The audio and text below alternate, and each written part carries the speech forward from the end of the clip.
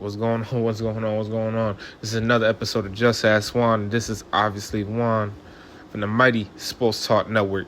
We're here to talk about Jaron Boots Ennis and his possibilities of, becoming pound for pound number one and, in a matter of a couple years.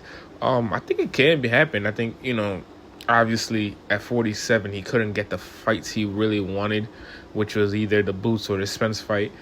And just to say, there's, obviously, two different eras. I think when we talk about Jaron, I think Jaron is one of the newer fighters that we can say that, can be the next face of boxing for the next, I believe, 10 years.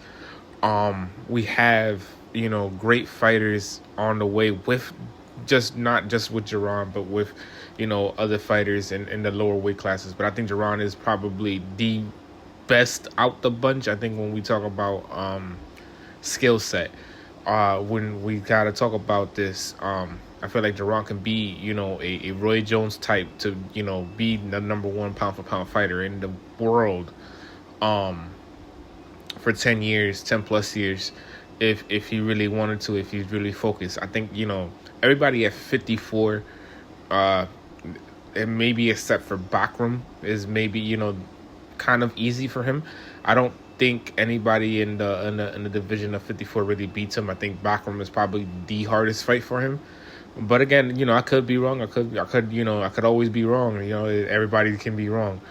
But we got to see for the next couple of years. But that's all I have for you guys here today. Please, guys, like, follow, subscribe on all the content creators on the Mighty Sports Talk Network.